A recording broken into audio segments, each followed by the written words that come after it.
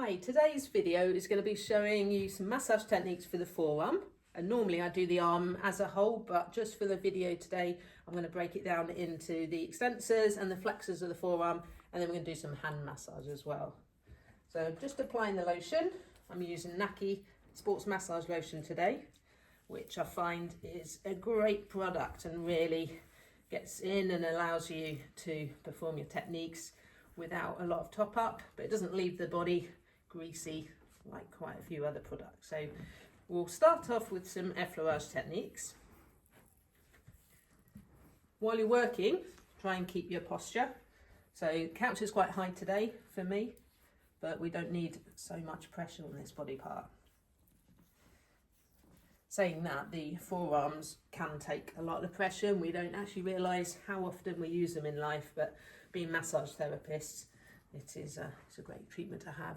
Manual handling, plumbers, electricians use their forearms a lot. So really, in terms of clients that I see, maybe it's 10% of my clients that I have for arm massage, but I always have it as part of my own treatment. Okay, so we've got some effleurage techniques here, working on the extensor group. And the extensor group, if my client goes into extension, and if you want to come in just to have a look. So with extension, we can see the muscles are inserting onto the lateral epicondyle here. And problems with that area, just relax for me, are tennis elbow conditions or lateral epicondylitis. Just turn the arm around while I'm showing you a little bit of anatomy. Go into flexion. So these flexors will go to the medial epicondyle, and that condition would be a golfer's elbow issue or medial epicondylitis. Just relax there. I am going to do a video on the bony landmarks and the muscles of the forearm, so if you're interested in that, make sure you have a look at that one. So I'm applying quite a bit of body weight now through these wrist extensors, and I can move to an effleurage du poing technique. Okay, so I am leaning through that. I've got straight wrist and I've got straight elbow, and it's my body weight that's applying the pressure. Okay, and then move to a kneading technique. So it's not quite so much tissue to play around with as when you're working on the legs, but using your thumb and your fingers just to get in there and try and soften this area up.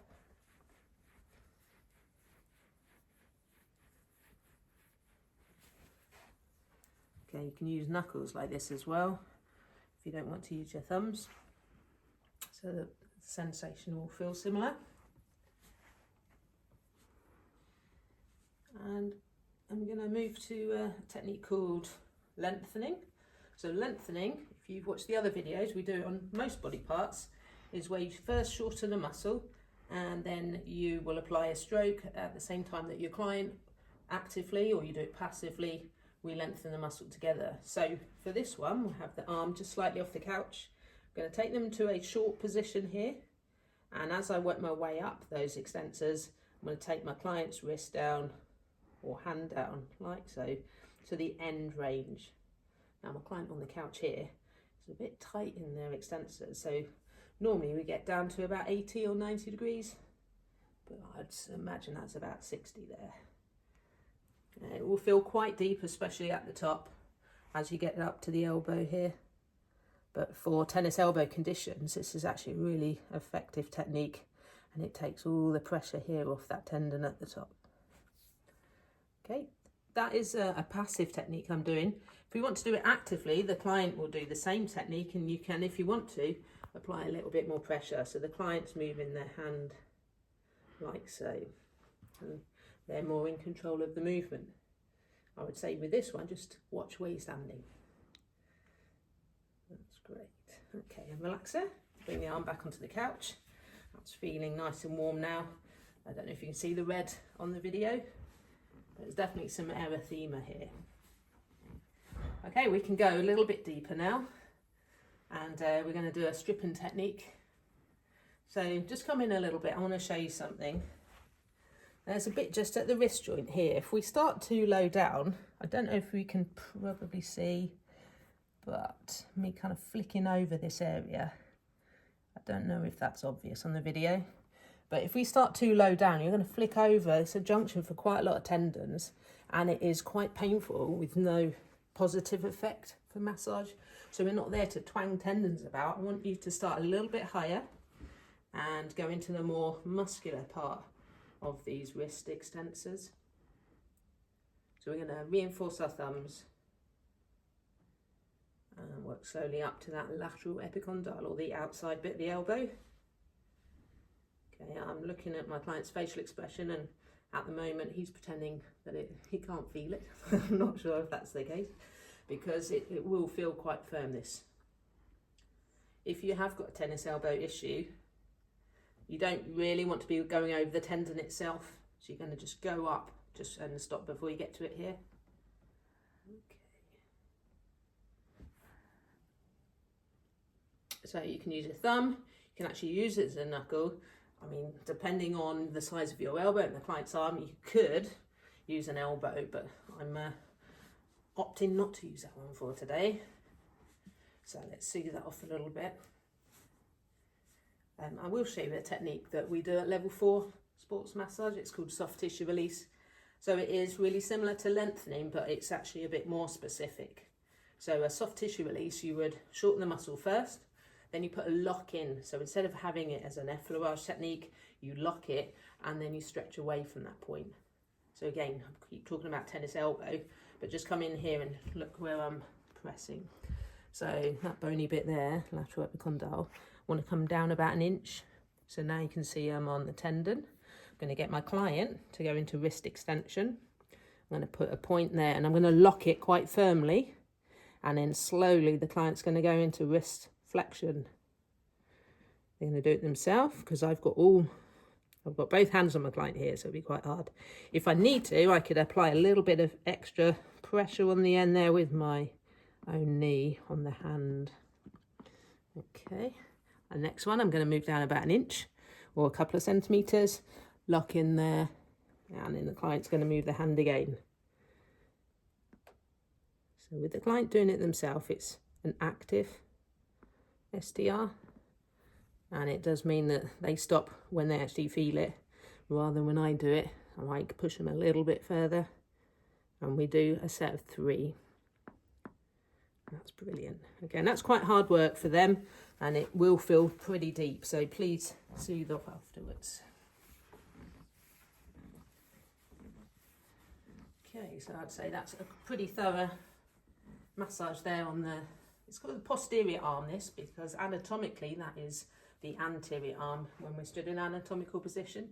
So that is the back of the arm. So I'm going to turn the arm over. I'm going to do exactly the same on the forearm here, on the anterior surface or the wrist flexors. So we're going to start with a reinforced effleurage, leaning my body weight on.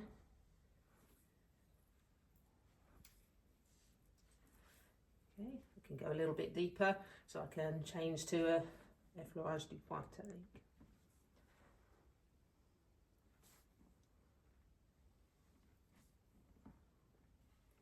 As I mentioned earlier, these wrist flexor muscles, they head towards the medial epicondyle here, so they'll go towards the inner arm, and you might better feel that as you're working. So we're going up with a fist, and from an effleurage du poing technique, we can progress nicely onto a lengthening technique. With lengthening, we get them to shorten, and then if I'm doing it passively, I try and control my client's wrist, that's it, and I'm taking them to that full range at the bottom. And again, there's some tension there. They need to be doing some self stretches. So that will be another video at some point. We're going to do self-care for massage therapists' arms and body. So take it to that full range, and that is a lengthening technique. That's good. And soothe off. So in between all of these, just make sure you are doing effleurage in between. It gives the client a little break.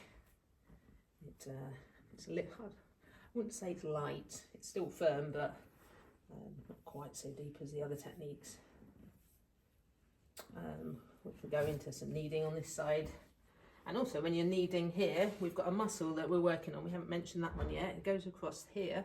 This is the brachioradialis. So it's quite a big, firm muscle here. So we need to make sure, and I'll just show you actually, if I get my client to flex, there you go, you can see the whole length of that muscle. So just relax here. It's quite nice to have that one worked on. Get your thumbs in, get your fist in there as well. So if my client had golfer's elbow or medial epicondylitis, I'm going to do STR. And if you remember how we did it on the other side of the arm, we're going to do 3 locks. So soft tissue release. And because I want both hands in there, protecting my own thumbs, it's going to be active. So we're going to start short. I'm going to find that funny bone or medial epicondyle here, go about 1 inch below it, there. I'm going to put a nice lock on. Watch where I'm standing for this one. Okay, nice deep lock. And my client now slowly is going to go into wrist extension. That's great. Okay, and relax. I'm going to go down a couple of centimetres and repeat. So we'll do that 3 times. So it's an STR. Relax. If you're studying sports massage, that will be one of the level 4 techniques you learn. It's not actually included in the level 3 course. That's good. And relax and soothe off.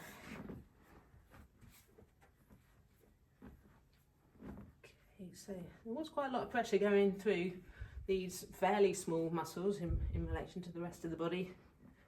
But we do use our hands and our forearms for everything. So I'd say that's pretty warm and a lot looser. So from here, if you're more into general massage, body massage, Swedish massage, or you do manicures as well, you'll know some good hand techniques. Here, we're just going to do some basic techniques on the surface of the hand. So get a little bit more lotion. Okay, so to start off with, I'm just going to use knuckles around the palm of the hand here.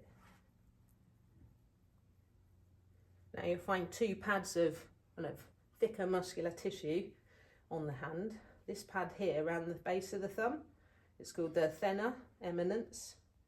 So it's made up of 4 muscles in there that control thumb movement. That will feel, actually, if you do a lot of writing, you will feel that pad there gets quite tense. But how many of us write at the moment? I think everything's on the text or the computer, but actually texting uses your thumb as well, so might feel a bit sensitive. And then this other pad on towards the little finger side is the hypothenar eminence. So you've got 3 muscles that make that one up. So just get in there and work around. I mean, there's no real specific techniques I'm using, just trying to loosen it all off with quite a bit of pressure. So we can go to try and stretch, just relax on me, that's it, good. So we can try and stretch the palm across here, try and open it up. If you've got a client with carpal tunnel syndrome, working on the forearm and working right into the hand, maybe not quite so much under the carpal tunnel itself, but where these muscles attach and work their way up to the phalanges on the end. So we're just opening it up here.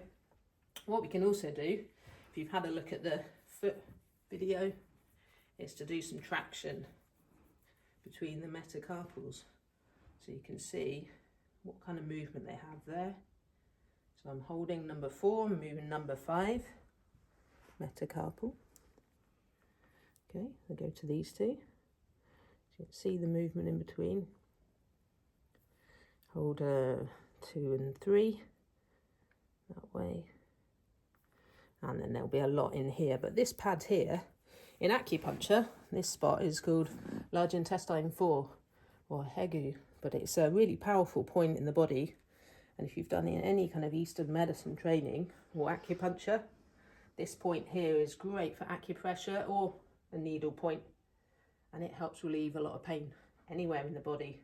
It's also really painful to actually press. So, but to do self-massage on that area is really effective.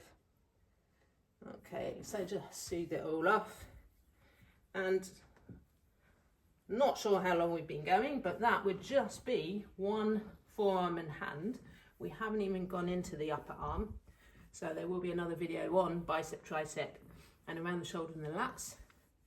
So hopefully that's giving you some techniques that you can work on your clients, and also thinking about different conditions like tennis, golfer's elbow, and also carpal tunnel. And we're just going to finish off there, scratch the client. So good. We can go through the hand, do a little bit of arm traction. Okay, and there we go.